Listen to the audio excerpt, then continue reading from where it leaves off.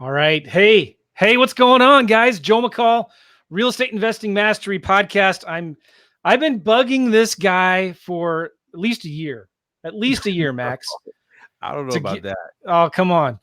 To get no, but I'm so excited to get Maxwell on the podcast today. And but before we jump in and start talking to Max, I just want to let you guys know a few little things here. This is the Real Estate Investing Mastery Podcast. If you're listening to this on iTunes, I want to encourage you to please leave a review and subscribe to the podcast. Let us know what you think of the show. Say hello, all that good stuff. Second, we are actually publishing this live on YouTube and the Facebooks as we speak right now. So if you're watching this live, go ahead and give us a thumbs up and subscribe. I mean, like Max has 20,000 times the subscribers that I do. So give me a little love. Come on now. Give me some subscribes. Give me some likes on YouTube. If you're watching this on Facebook, give us a thumbs up and like this and share it and whatnot. And also, if you guys have questions that you want to ask Max right now, type them into YouTube and Facebook's, even Periscope. We got some of you guys on Periscope watching this now. Then I will share those questions with Max, and we'll let you all ask him any questions you want. And third and final, I want to announce my special new book. I love this book. I just wrote it. Well, I've been writing it for the last 3 years. Just came out with it. It's about an inch thick. I'm blown away. My last book, you've heard me talk about it. Here it is. Wholesaling Lease Options. I worked really hard on this thing, and it's only 1/4 of an inch thick. I was super disappointed. This one's an inch thick, and it's called REI Secrets. And the way I designed this book, guys, is that each chapter is about 2 or 3 pages long. And it's just kind of like a daily reading of daily nuggets of real estate investing wisdom that will help you get more leads and close more deals. So you can get this, join the waiting list right now at reisecrets.com, or maybe when you're listening to this later, you can get it. It'll be free. Just pay shipping and handling, and I'll send it out to you. Okay, Max, how are you, man? I'm doing well, man. I'm doing real good. I'm excited about getting you on the show. I've been watching you for almost 2 years now. And you've exploded out of nowhere. I mean, it was just, I remember I watched one of your first videos shortly after you came out with it, because you created a lot of buzz. Mm-hmm. You said, hey, I'm going to document my process of how to create $1 million. Was it $100,000 a month or $1 million a year? Yeah, 100,000 a month. That was my goal. And I remember thinking, what is this guy doing? I hope he makes it, but I hope he makes it. And sure enough, you did, man. And you've built a huge following. I sometimes refer to you as the Gary Vaynerchuk of real estate. That's my guy, Gary. Yeah. I've seen you in a video with him once too. And but I really respect you, man. I mean, like what you've done and how you've helped so many people. The way that you teach and that you share. There's nobody else doing it like you are, and you're just you're a beacon of bright light in the real estate space, and I'm glad to call you a friend and glad you're on my show, man. Thank you for being here. You, man. Thanks for having me, man. It's been a while. I should have been on here a long time ago. Come on, man. It's so busy sometimes running all this. You know all the behind the scenes stuff that happens, but it's a lot that goes on. So I know people have a lot of questions they want to ask you, and I got some myself as well. But I want to just jump right in to see who is here right now commenting. We got Gregory, Max the Duru. Come on. I like that. No, Duru means like he's not a guru. He's a Duru. He's actually doing it. Yeah. All right. Octavian. Right now. Yeah. Octavian says, hey, guys, what's up? Born Power, Peace, Georgia.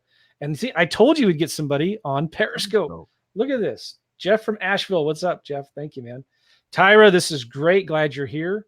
Andrew says it took me 2 hours to read. You must be talking about the short book. Yes, but the new book's coming out soon. Again, reisecrets.com. Matt says hello. And Shari says, so are you, Joe, a beacon. Thank you. Love it. Appreciate it. Craig from Indiana. What's up, guys? And Hey from Columbia, Kentucky, the Backwoods family. And here's Bill Rafter. You know Bill, don't you? I do know Bill. Yeah. Yeah, from Wholesaling Inc. Max, loved your talk at the summit. You're an inspiration, man. You really are. I appreciate that. We got Daniel McDonough here. Hello, Joe and Max. Cool. So I know there's a lot more of you coming on.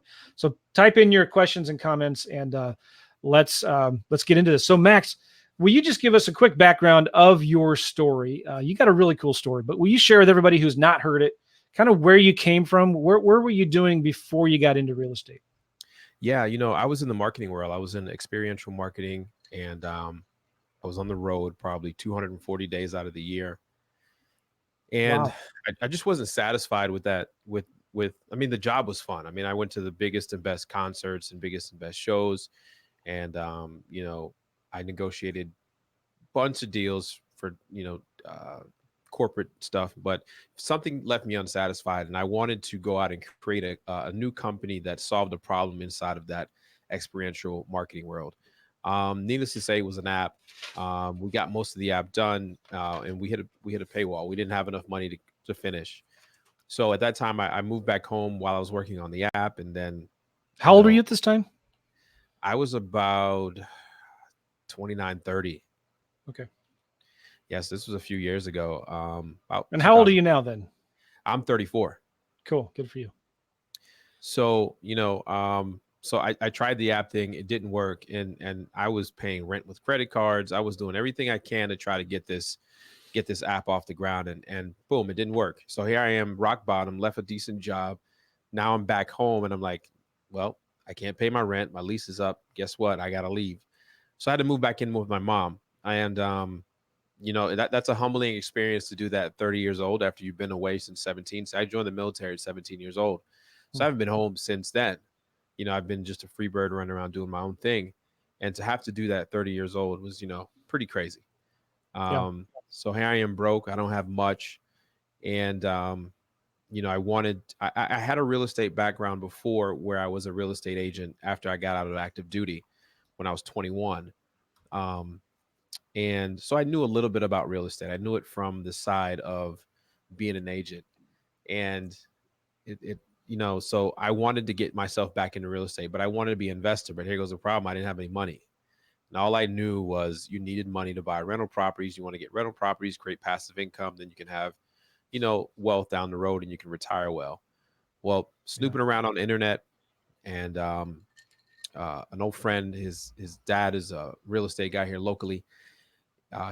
He gives us a speech about, real estate investing and how he acquired properties. And he mentioned the word wholesaling.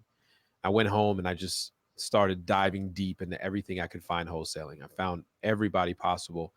And I just started listening to podcasts every single day for about 3 weeks straight. I mean, all I did, I stayed home. I didn't do anything. I didn't have money to do anything. And I just engulfed myself. And the first thing I do, I remember it was September 11th, 2016 is the first day I got out of the house, and I went driving for dollars. Wow. And I got my first contract September 28th, 2016. And so like, wait. This is 2 weeks later. Yeah. But it took me 3 weeks of studying hard, right? I got obsessed with the topic. Okay. And September 11th, I started driving around neighborhoods.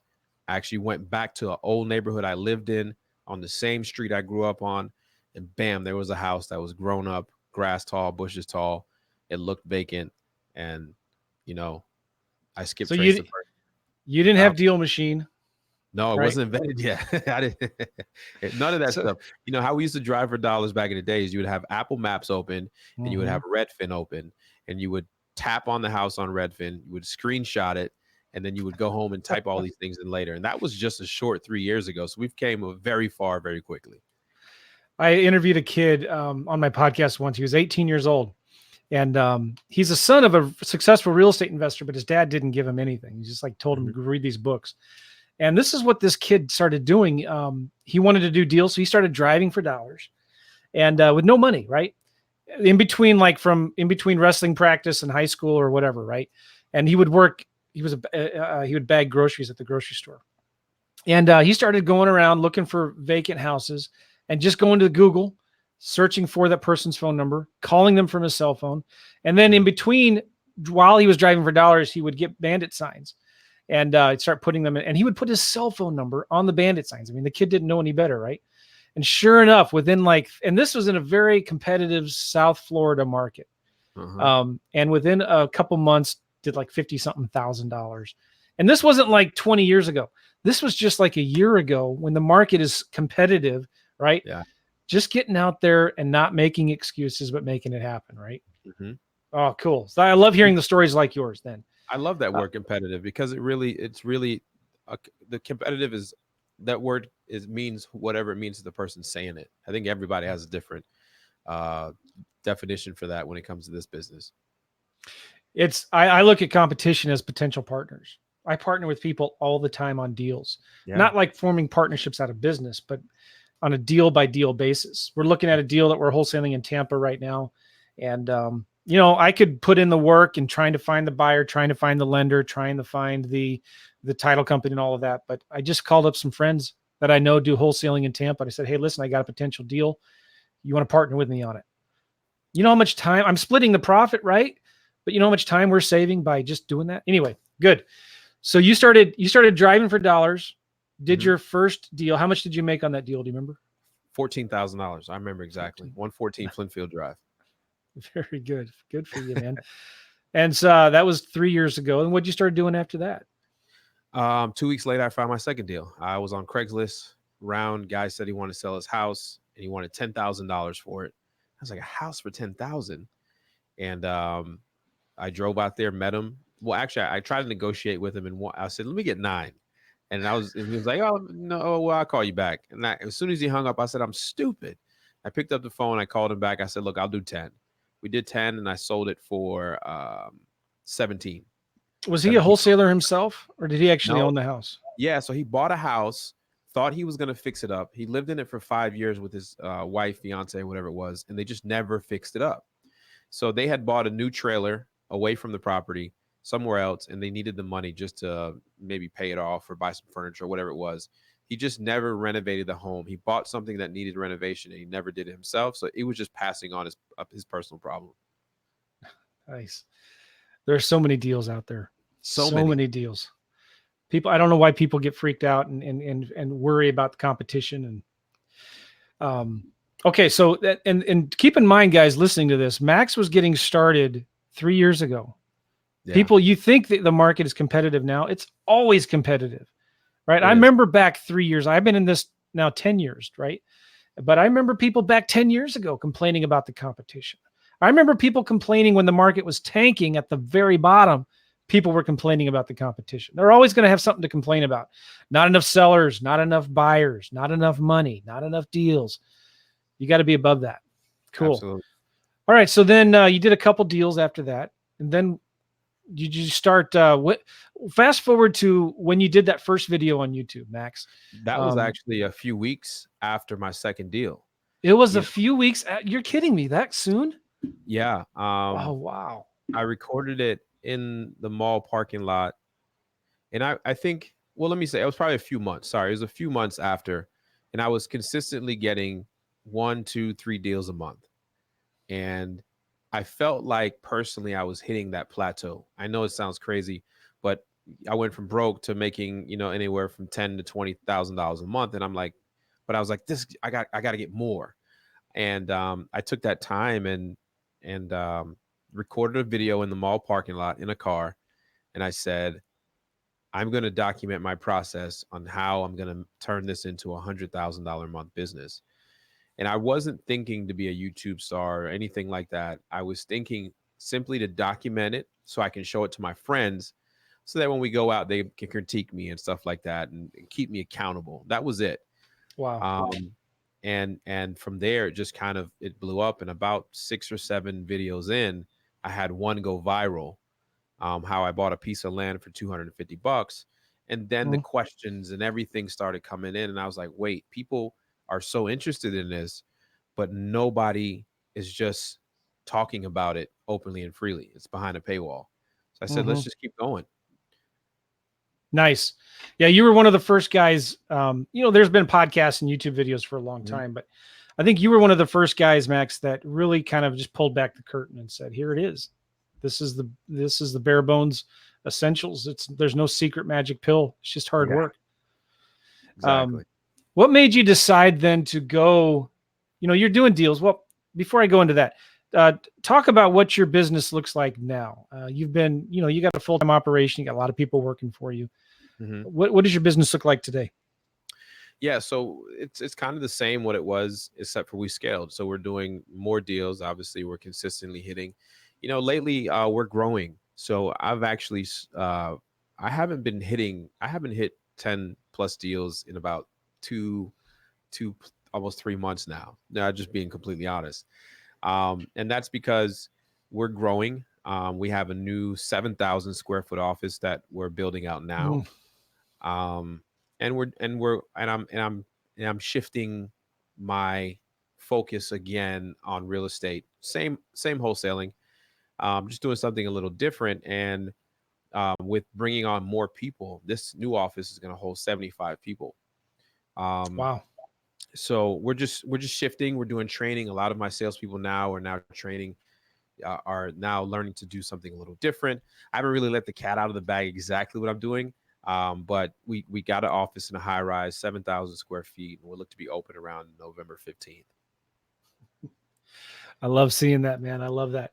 That's one of the things that I wrestle with too a lot. I mean, I started doing real estate full time in 2009. Hmm. And then I started traveling because people started asking me to teach how to do this stuff with lease options that we do. And I got to a point where, man, I really love teaching. And I was even doing some done for you marketing services at the time. And I was starting to do some coaching, and I really had a passion for that. Having the opportunity to teach and make a difference in somebody else's life. I imagine you're kind of the same, maybe, where do you get more excitement and thrill out of seeing a student do their first $5,000-$10,000 deal than doing your own $20,000-$30,000 deal? Absolutely. I think Oh yeah. now at our level, you know, what we know, we just do consistently what we do good. Those checks are going to come in. Mm-hmm. But I think what's cool is when you see people's story on how I just did my first deal. Here goes my $18,000 check. I only used to make 18,000 a year. Mm-hmm.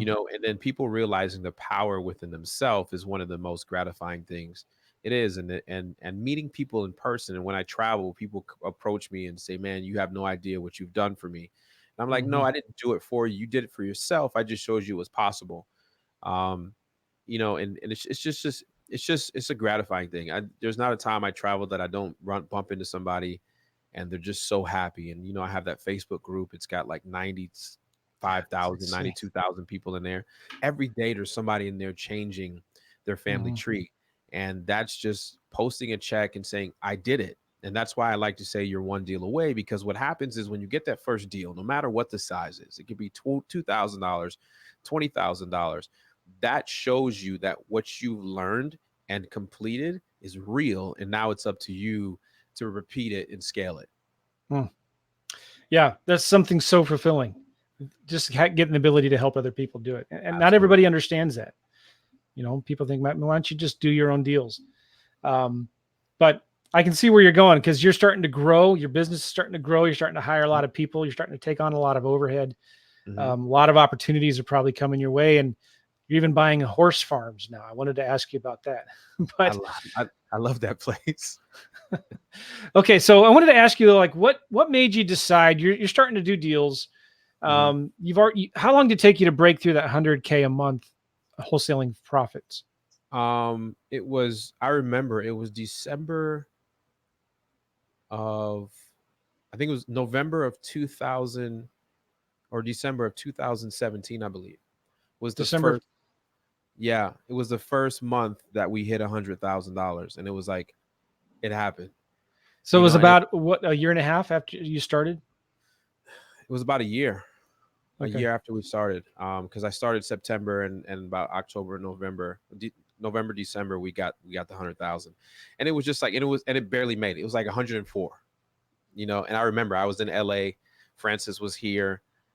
He called me. I was in Runyon Canyon, and he was like, we just sold the deal for 17. I was like, oh Nice. my God, that puts us right at where we need to be. So it's just amazing. And then we've hit it consistently for a long time. Here recently we've started to pull back a little bit on kind of our Hmm. strategies of marketing, what we're doing.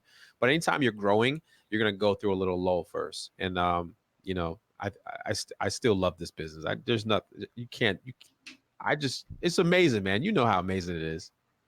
It is the now. Well, we can talk about that later.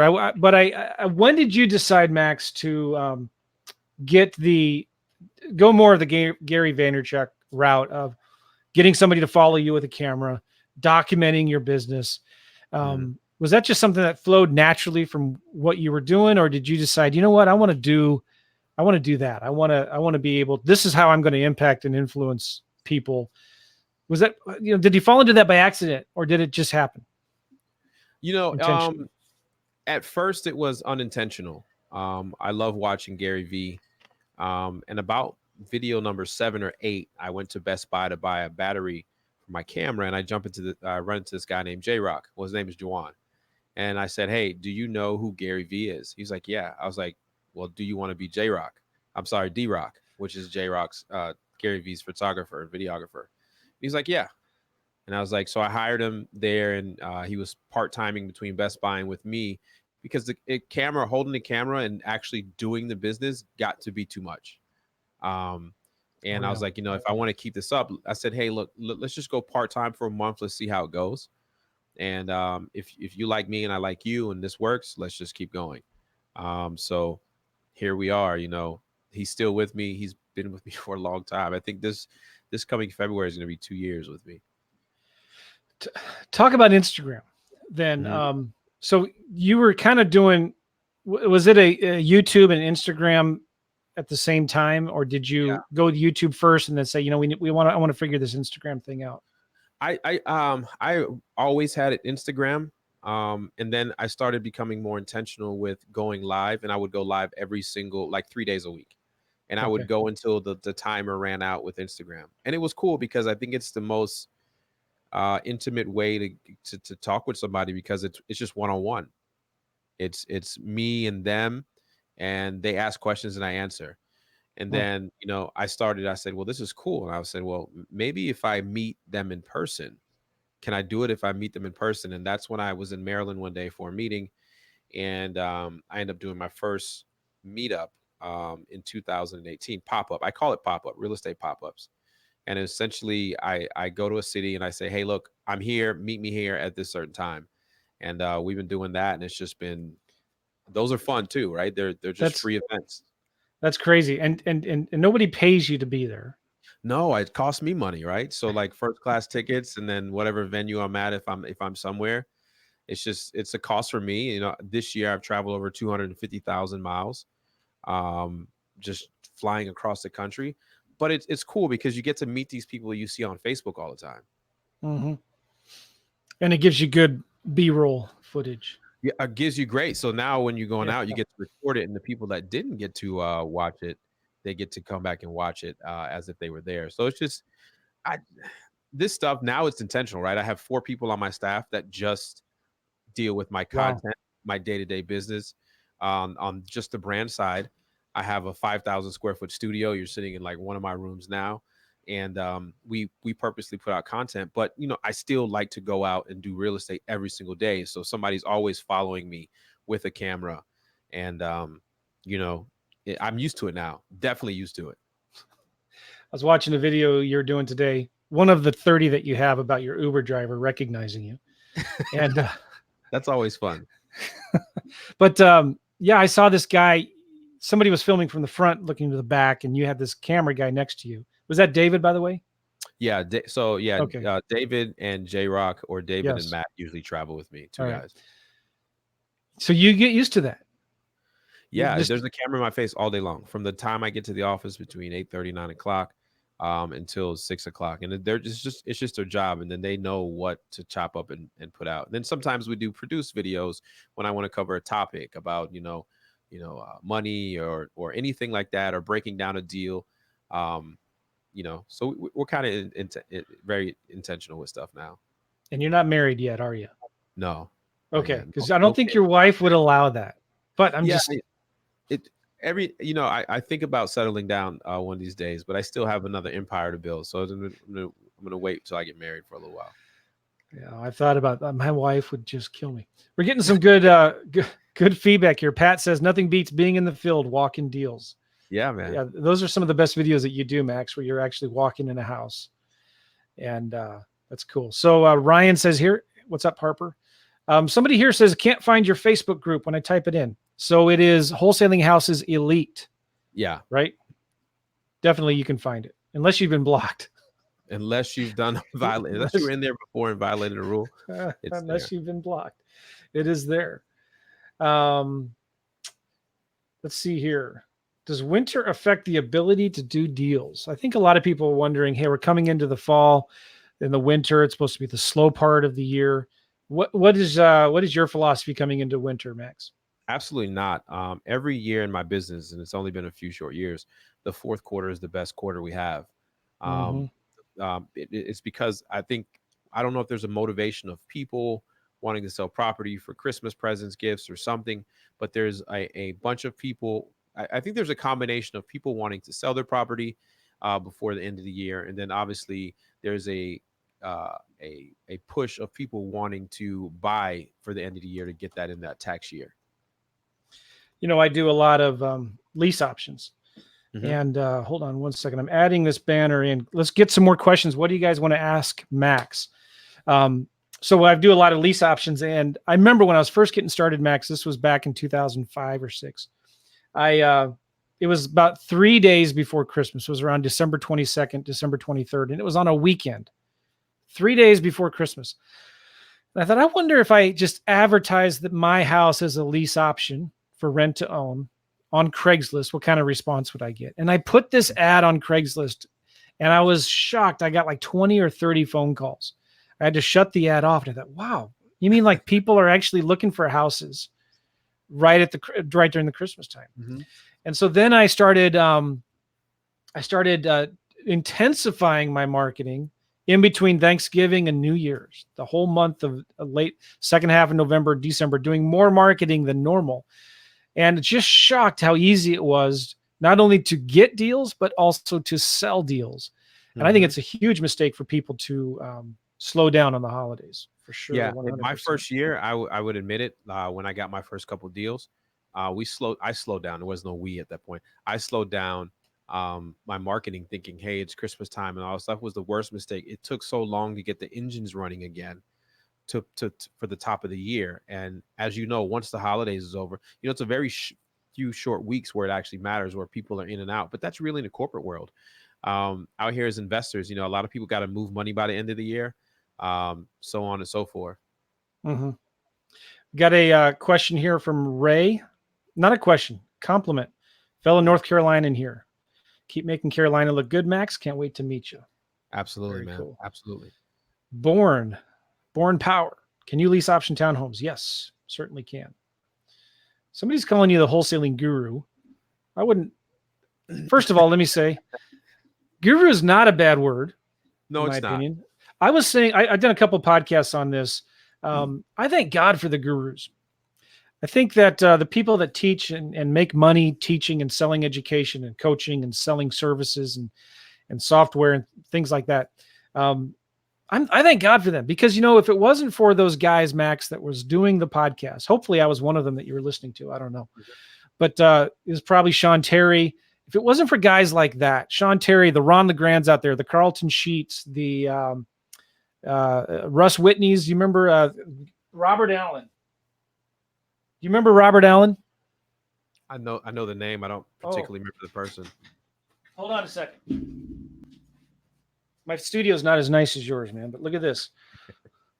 Okay, Nothing Down, totally revised for the 80s with dynamic new profit strategies for cash flow and appreciation in real estate. Robert Allen was the guy back in the 80s who taught a lot of people that are our coaches who then coached us on real estate investing. And if it wasn't for these guys, you can buy this on eBay for like $5, that were willing to teach this stuff, we wouldn't be doing we wouldn't be able to make money like we are doing deals.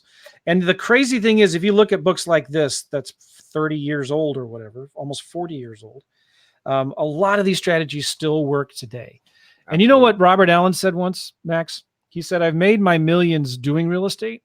I've made my hundreds of millions teaching people how to do real estate. And so I just think, you know what, it's cool. I'm glad for the people that are out there putting their lives, when you become a big social media guy like you are, you put a big target on your back. You open yourself up to a lot of criticism. a lot of personal attacks. People complain about you making money selling products and services and teaching Mm-hmm. people. I don't think it's fair. I'm grateful for people like you, Max. I'm not just trying to, blow smoke, but it's an honest, sincere compliment. Thank you, man. And I appreciate people like you. And you're right. Guru is not a bad word. And it was not the intention. I think some people, listen, you've been in this game for a long time. And there's some people that came along that weren't honest about what they were Hmm. doing. And they were just good salespeople and got the low hanging fruit of the people that just wanted to succeed. And what happened is it created a bad name for people like yourself and Sean Terry. And both of you guys actually do this business. So you wouldn't even fit in the guru challenge. I mean, the guru actual thing, anyways. You're actually doing this business. And that's the difference what makes a guru and a duru. Somebody that just sells and just hasn't done the business is teaching outdated stuff because this in the last 3 years, this has changed a lot. This industry, the marketing tactics has changed a lot. The basics are still there. You can still do everything in that book from the 80s, but there's things that give you an advantage that if you're up to time, you're going to get the upper advantage over certain people. Hmm. Yes, very good. We got some questions here, but for some reason, people keep on giving Patriots compliments. Are you a Patriots fan or something? No, I don't even, I don't watch football at all. I'm not surprised by that. Oh, now here we go. Ralph Newton saying "Go Saints." Oh, that's why they're on there. Okay, all right. So, is Max going into sub twos in this downturn? Interesting question. I do sub twos now. Okay. It's probably about 30% of the deals we do. What I like about sub twos is I've only got one sub two for a long term sub two. What I do with sub twos is I like to do the very short rehabs and put them on the market. Yeah, that's a smart way to do sub twos. Yeah. I tell people all the time, if you're doing subject twos, it's got to be more short term while you rehab the property. I used to do a lot of subject twos when the market crashed. I got hurt. And that's something I want to ask you about too. Max, you've not been through a cycle yet where the market has crashed and then come back up. No, Is that something you think about? Have you thought about, okay, when the market changes and corrects again, this is what I'm going to do to be protected? Yeah, and that's why I'm always educating myself, right? I'm talking to people like you that's been in this business for a while, that's seen it happen. I have my own theories of what to do when it does happen, but I go back and talk to the veterans of this business and find out what did they do to get on top. What was some advantage? And I imagine sub twos are going to be something that is there, but people have to remember you need to educate yourself on this because it's something that you can easily end up in jail for, and you think you were doing somebody something good. So I spend a lot of money on education. Every Sunday, all day long, is when I educate myself on anything new or anything stuff I want to do. So that's why I don't watch football. I don't give them my time because I need to pour into myself. Nice. Got any good books that you're reading right now, Max? Lately I haven't been. I've been so disconnected because I wake up, I work, and I go and it's sleep. I haven't had the time. What I've enjoyed here lately is no music and just listen to the tires on the road when I am in the car. I've been doing that a lot myself as well. Yeah, I'm dyslexic, so I don't really read a lot of books. I listen to a lot of books, and I just haven't had the time to really listen to a lot of books. But everything that everybody talks about, like Never Split the Difference. My first book cover to cover was Rich Dad Poor Dad. There's a lot of I'm reading before I stopped here recently. I was reading a lot of team building and how to build a larger business with morale. I think finding people is fairly easy, but keeping the morale up, I think, is something a lot of people have problems with. So I've been trying to educate myself on that as well. Excellent. I was going to talk about thinking here. That's something that I've been trying to do a lot more of. Just taking walks without the AirPods, just thinking. And because when I was working my corporate job, I used to do a lot of that. When I would get stuck or stressed or like frustrated, I would just get up and walk around the building. And every time I did that, something would just come up in my mind. Think, oh, I should try that, or I should call this person, maybe get some help with that. And I forgot to do that when I started working for myself. Super important just to spend some time every day thinking. Absolutely. The brain is a powerful thing. And I think you just have to let it run sometimes to get yourself in the right, mindset. Sometimes you can work through a lot of your problems in your own head. and go out and just execute. Good. Okay. How about podcasts? Are you listening to any podcasts when you do listen to them? Yeah, Still today? I've been skipping around on podcasts a lot lately, in and out. Some of the classic ones are still there. You got your podcast, you got Wholesale Link. Sean Terry's putting out some videos and YouTube stuff as well. I try to keep it simple. I try to stay up to date because I don't know everything and I want to know everything. Right. So as this industry changes so much, you want to be up to what everybody else is doing and stuff like that. You want to know something crazy? I've almost every major thing that I've kind of become known for, maybe when it comes to sayings that I have or things that I do or things that I teach, I learned from networking, right? Mm-hmm. I learned from other students. I learned from going to events and just listening to what other people were talking about. I've learned a lot from realtors as well. Like, realtors have been cold calling for a long time. Yeah. And I remember this was before Brent Daniels was doing TTP. And Brent's an awesome guy. I love what Tom Kroll and Wholesaling Inc. and Cody, what all they're doing. But before they even came out with TTP, I was talking to students that were realtors that were doing really, really well with just plain old boring cold calling. And there's other things to do with, Podio, for an example, was something that it was a student of mine who, I don't know if you know this or not, a student of mine who was doing deals from Beirut, Lebanon, the country of Lebanon, in Oklahoma City. And I was coaching him and we were talking, we were going to partner on some deals. Nobody had even heard of Podio. And he's mentioned to me, his name is Yassine. He mentioned to me, he said, hey, we should look at this Podio. And I said, no, let's just do Trello, because we were trying to manage all these leads or something. Yeah. I said, let's just do Trello. I said, no, you got to look at it. So he showed me Podio and I thought, oh, this is really cool. You can drag and drop. Now, Podio hasn't been updated since then either. This was probably 2012. This was 7 years ago. Mm-hmm. It's just, anyway. So I sit down with Sean Terry at a Collective Genius Mastermind. And I said, Sean, you got to see this thing. You got to see this thing. It's so cool. And so I showed him Podio. And then for the next 2 hours, him and I are just sitting at our computers, building workspaces and building apps and stuff like that. And he had just spent a bunch of money white labeling a big software and stopped that and started pushing Podio. And then I showed Cody Sperber, and then I showed a bunch of other people in the Collective Genius, and it just kind of exploded and really grew from there.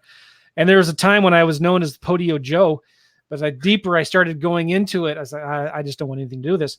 So I pulled out. But here's my point. When you network, this is why networking is so important. You start learning what's working for other people. And you start thinking, how could I implement that in my business? And how can I start teaching my audience now about all that stuff? Absolutely. Networking, and that's why traveling is important. There's a lot of off-screen meetings that I have that a lot of people don't know about. And that's just networking. When I go to a city, I want to sit down with the top dogs and I want to just have a conversation with them. Which is another reason why I love doing podcasts. You get to talk to people that are really doing deals and learn from them. It's like getting free coaching. Yeah, because I learn when I do my events, when I do We Live, I learn from when people are talking, and I love doing my pop-ups because people ask questions and like, well, how did you solve that problem? And boom, there goes another idea. That's awesome. Okay, getting some questions here. Do you mind if I just pop them up here, Max, and we'll start asking you about them? This is from Alex. What does your dispositions manager do? How do you find one? My dispositions manager sells the deals once they hit. Once we get them under contract, they sell our contracts to our buyers. You can find one. It's not. They don't have to be a great salesperson. They have to be a well-organized and consistent person. So you don't need to go out and necessarily find a salesperson to do your dispositions. Quick shout out. One of my students, Brian Elwood, wrote a book. Do you know Brian? Have you met him by any chance? I don't believe so. He wrote a book called Fire Yourself. And it's a simple book about as thick as my lease options book here. It's called Fire Yourself. And it's a fantastic book about hiring acquisitions and dispositions managers. Born, yes, you can lease option townhouses. Somebody else asked that question. I think that keeping people depends on continuously providing new and better opportunities. All right, here's a question from RW. Do you ever or know investors that buy houses out in the country, rural areas? Love both of your channels. Um, I can't say that I know somebody that consistently buys in rural areas. I've had one or two. I recently just bought a farm myself. Um, something that came across my desk and did that. I don't. I'm sure there is somebody out there, Well, right? there's somebody in your neck of the woods. You've heard of Larry Goins? Oh, absolutely. Yeah. So he's in the Charlotte area, and he's intentionally ignored the Charlotte MSA and goes all of the counties surrounding him, and is doing really, really well. He Yeah. gets probably 2 to 3 times the response rate on his direct mail, just Absolutely. doing straight up direct mail, not even doing cold calling. Not saturated. So much less competition. People in small towns are friendlier. They're more willing to negotiate. He does all of his deals over the phone, and he uses a mobile notary to send to the seller's house to get the contract signed. Yeah, it's really good. And a lot of the deals we're doing some deals in Birmingham, Alabama right now, and some in Georgia, and all virtual. Doing them over the phone. And I think a lot of people will be surprised how easy it is to do deals in small towns. Very easy. Okay, another question here from Kurt. How often do you go for a price reduction on the seller? Do you do it even if you're making money on the assignment? Let me provide some context to this. I think some people teach that you should always go back and renegotiate a lower price right before you close every deal. What's your philosophy on that? No, if you need a reduction, get it. It doesn't hurt to ask. Just being greedy and going back for more, no, I wouldn't just do that. It's not a bad practice. I've talked about this before. I think people have take it real literal, where I said, yeah, go back and ask for a reduction. It doesn't have to be on every single property. If you're making money and everybody's eating, don't be greedy, because pigs get fed and hogs get slaughtered. Yeah. By the way, speaking of, we flip some land as well, right? And there's a saying in the land flipping business: there's a pig for every barn. Have you heard of that one? I haven't heard that one. No, that's another one. From Durante, how do you handle the load times when you first got started? Mindset. I've always had my eye on the bigger prize, right? And you gotta consistently, when you get into this real estate investing world, there's not a lot of people in your immediate area that are doing this. So you need to, and that's why I spent a lot of times on podcasts and listening to those things, because it kept reminding me that it was possible and that I was only a period of time that I was going through. But if you're listening to other people that doubt you and knew what was, you're what are you up to now type of people, stay away from those people and really just invest in yourself and try to be around more like-minded people, and you'll get out of those lows quickly. That's totally good advice. Listening to podcasts, interviews of people doing deals. Yeah, it keeps you motivated. I'm sure you get a lot of these questions. What's going on right now with ringless voicemail, text blasting, cold calling, do not call list, bandit signs? Like, what's your philosophy, Max? Kind of where you draw the line of, yeah, I can do that, I don't do that. You know what I mean? Yeah. So one thing I do, I don't do blast text. We do TCPA compliant text messaging. So we created a software over a year ago called REI Rail, and that's where we do ringless voicemails. Inside of that software, we also created TCPA compliant text messaging, so that it is one every time you press a button, it goes out to one person, and that keeps it compliant for now. If they change the laws, we'll do it. RVMs and text messaging and cold calling are the three main things that run my business. They're very cheap, they're easy to do, and they're easy to track. So yeah, I love those three things. Are you doing any direct mail right now? Yeah, actually I am. So my business runs on a conveyor belt. So what happens is I start with my cheapest method of marketing when I gather a list, and that could be RVM. And then we move them into text messaging. So we'll do about 3 different RVMs, 3 different messages. We'll do about 3 or 4 different text messages. And every time we move from a different marketing style, the list gets smaller, because we take the responses out and then rehash the list and then go to the next one and next one. So at the end, all the way at the end, the list should be much smaller. So if you start with 10,000 and you've got no's, yeses, maybes, leave me alone, all that stuff, you should get all the way to the end where you've got 0 response. And you're going to take that list and you're going to check it against the non-deliverables, right? So I use yellow letter HQ. You have they'll tell you what will not be delivered, right? Yeah. So you separate those, then you send the letters to the ones that you know will get the mail. What And kind of for that, letters do you like to send? I send one simple postcard, the same postcard every single time. Nice, simple. I don't change it up. I don't all that stuff that when I first got this business, you need 7 different type of postcards. It needs to be handwritten font, it needs to be this and that. Nope, just consistent. All that boils down to, which I'm not saying they were wrong or right, but it's really just came down to consistency in your marketing. That's all it was. Good. Jonathan says gold, no record left behind. Yeah. I love that. Angel is asking, what new software are you working on? I don't know if it's new software. We're relaunching REI Skip next week, which is the skip tracing company we created almost 2 years ago now. Good. And we've long story, we just bought into a very big private data company. And then we're launching REI Rail is launching its text messaging platform, I believe in a couple weeks as well too. Good for But you. any new software? No, I'm not really working on anything new. Just kind of focusing on my new big 7,000 square foot office. Let's talk about software for a second. How do you do it? Like, are you have people on your team that are kind of creating it, managing it for you? I know, well, yeah. How do you do it? Yeah, so I have people that are way smarter than me. 2 guys, Justin and Vincent. They are 2 guys in one's in DC, one's in Jersey. These guys, Justin is a world-class programmer and developer. Vincent comes from Wall Street. These 2 guys, we all come together. We have the trio right there. I can use. We create products out of our own demand. So like before we was doing RVMs, let me do a simple of why we created REI Rail. Everybody knows what RVMs are. It's nothing special. It's nothing new. They've been doing it for a long time. But what happened is prior to we creating our own software, what happens is we would blast out 10,000 ringless voicemails, and then your phone start ringing.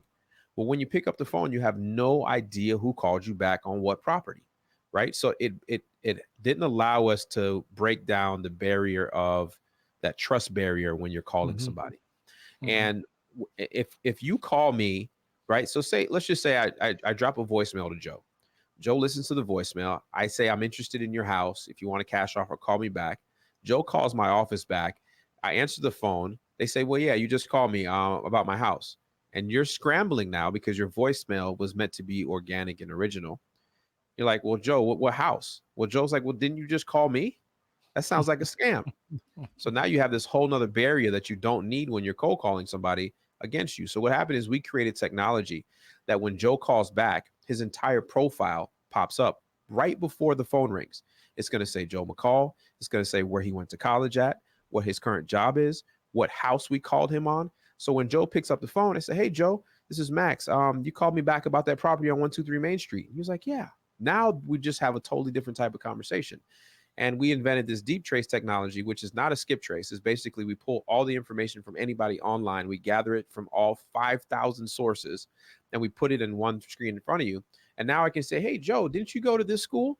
Or, Joe, oh, yeah, I was watching the Ohio State game, whatever. I don't know what school you went to, but you say, oh, yeah, I love Ohio State. Well, yeah, I knew that because it was in your bio that you went to that school. So more than likely, you are going to like it. So we created that technology so that we can have a smarter conversation with the seller. And that's what REI Rail has been doing for over a year. And now that, we've been working on our text messaging platform for about 6 months out of that, and we're finally ready to launch that out soon. Good for you. So you got 2 guys that help you do that. Yeah. I mean, and then we have another team behind that, right? So you got to have customer service for your customers, right? And so we have a lot of customers on REI Rail. So we have a full customer service team as well, too. It's a lot, Joe. That's amazing. No wonder you need a big office. Well, that's a complete separate office. Okay. Have you thought about just white labeling software so you don't have to be the guy creating it and supporting it and maintaining it and all that? Yeah, I mean, I really never wanted to go the white label route, not knocking anybody that does, but I'm building products to solve a problem. And if the problem's already solved, I'm not going to build it. I'm not going to build something that somebody already has. The industry already has it. Till this day, still nobody has the technology that the REI Rail has. And some people see it beneficial and some people don't. Okay. Very good. A couple people asking about Los Angeles. When are you coming to the LA area next? My good friend Scott Oots is out there. I did a meetup with him before. Usually, I used to live in LA, but when I go to LA, I usually like to. I'm usually in and out so fast. Just a couple meetings and leaving. But just keep posting my Instagram and my Facebook and YouTube, and I'll make the announcement whenever I'm coming back out there. But I'm so pooped from traveling now. I don't know. I don't know if I make it out there before the end of the year. I went 2 weeks ago. I went to LA to speak at a REIA out there, real estate club, Mhm. and went really, really well. But it was a Tuesday night, and they wanted me to speak all day Saturday, so I didn't want to stay. I was born in LA, raised in San Diego, lived There in you go. San Francisco. I mean, I like California, but I don't want to stay there. So I actually went down on a Tuesday, came back Wednesday morning, then flew back again Friday night, came back Sunday night because I just didn't want to stay the whole week. I So get a it. lot of flying, and then a week later went to New York and spoke in New York, and that was a lot of fun. But um, I can understand I'm not even doing nearly the amount of travel that you are used to. It's hard. It's not easy. Yeah, it's hard, and we go to the Philippines in December 9th. We're going to the Philippines to meet our VAs that we've been Wow, working with us for over 2 years, and we're gonna have a big party and celebrate just the success we've all been having together. that's awesome. Okay, so I'm just trying to go through the questions here. A lot of people are asking them. I just want to make sure that we get to the most important ones here. Um,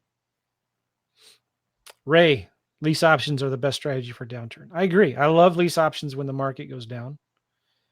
And then, but somebody else asking about Los Angeles. Well, what do you think about wholesaling in Los Angeles? If you were in Um, LA, what would you do? my friend Scott Oots does real well out there. He sends a lot of mail. He's very consistent on phone calls, and he has a $4 million wholesaling business. Love it. Is he Yes. doing direct mail? Is that what you said? Yeah, he's doing direct mail, cold calling. I know one guy who, I think in LA, San Francisco, San Diego, like California, it's real important to be an inch wide and a mile deep, in my opinion. So if I was going to do wholesaling in LA, I would pick a few zip codes and I'd go really, really deep into those. Brutus, who will the speakers be at We Live 20? Do you know that? I haven't picked him yet. Truly By the haven't. way, these big events that you do, Max, Mhm. why do you do them? I mean, like, it's a lot of work, Yeah. and I don't know behind the scenes what exactly is going on, but I don't think you're doing it for the money. Am I right? No, on my last event, I lost $250,000. I don't know if people know that. Is that something you talk about on your show and on Instagram and stuff? I said it on stage. But it's cool. Some of it was our fault. But it's big to put on these events. But what I like about it, I don't really say I lost. I invested 250,000. What I like about doing these events is it's a huge family reunion. Hmm. Um, you get to network for 2 solid days with like-minded people, and I think alone, in just having that with all the people, people that don't need to learn wholesaling come to these things for the networking, and I think I'd pay $250,000 for that again this year if I had to. Good for you. And when will your next one be? Do you have the dates yet? Yeah, it's in February. You can go to wholesalingelitelive.com. It's February 2020. I think it's the 6th through the 8th in Atlanta. It's gonna be fun. It's like a big family reunion. We have so much fun there. That's what We Live stands for. Yeah, Wholesaling Elite Wholesaling Live. Elite. Yeah, I didn't connect that until just we now. live. We Live. One more question, Max. Is that cool? Yeah. This is from Jonathan. What do you want to accomplish in the next 5 to 10 years? So by my 40th birthday, I want to exit out of a company for $250 million. That's a very headset thing. And then I'm going to take 6 months off, and then I'm going to come back and do something else again in the same field. Right on. Real quick, talk about your horse farm. Yes. What's your 5 to 10 month goal with the horse farm? I really just bought a horse farm. So anybody knows I'm really into Western sports. I'm also an agent in professional bull riding. So the PBR that's on Really? CBS Sports. Yeah, I have 3 guys.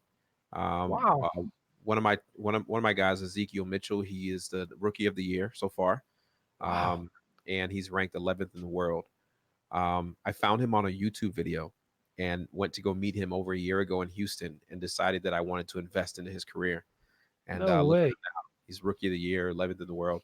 But yeah, so I'm into Western sports. I love that side. I never thought that I'd be into rodeos and stuff like that, but here I am. Um, I'm into rodeos. I love it. Good for And you, man. I That's went out awesome. and bought a horse farm. I wanted to give my nieces and nephews, I don't have any kids, I want to give my nieces and nephew the opportunity to be able to do something different. So I bought the horse farm. We're out there restoring barns. Matter of fact, when I get off of here, I'm heading back there, and we're going to put down some, I actually work. I do some work. I got my cowboy boots on right now. I'm laying some rubber mats in the horse stalls, and horses. My first horse, JJ, which I bought a few weeks ago, will be coming to the stalls on Thursday. You know, Ty Lopez just bought a farm. Was that an inspiration to you at all to do the same? I've never consumed his content. I know who he is, but I've never consumed his content before. All right, that's cool. Wholesaling in New York. I know people that do it. It's possible. There's not a place on this United States of America that I don't know somebody wholesaling. Mm-hmm. We Live 2019 was amazing. Wait till 20. Cool. Alan, I got the horses in the back. There you go. That's a song. Got the horses in the back. Oh, okay. You know, it's funny. You know, it's funny. We did this, the St. Louis Blues won the Stanley Cup, right? And so right when the Stanley Cup was going on, I was the main sound guy in the lunch tent for our kids' church summer Bible camp. Okay. Mm-hmm. It's like 6,000 kids. This thing is insane. It's called Jump, and kids from all over the world kind of not like literally come to bring their kids. Parents come to bring their kids to this thing. Mm-hmm. And so I'm in the sound tent. Everybody is, all the kids are trying to get me to play Old Town Road on the speakers because the Blues are winning. And so I'm playing Gloria because that's, you know, it's okay. It's Gloria. That was a big song. But then I read the lyrics to that thing and I came this close to playing it. And no, would not have been good. I probably would have been fired from my volunteer job. I'm glad you read the lyrics.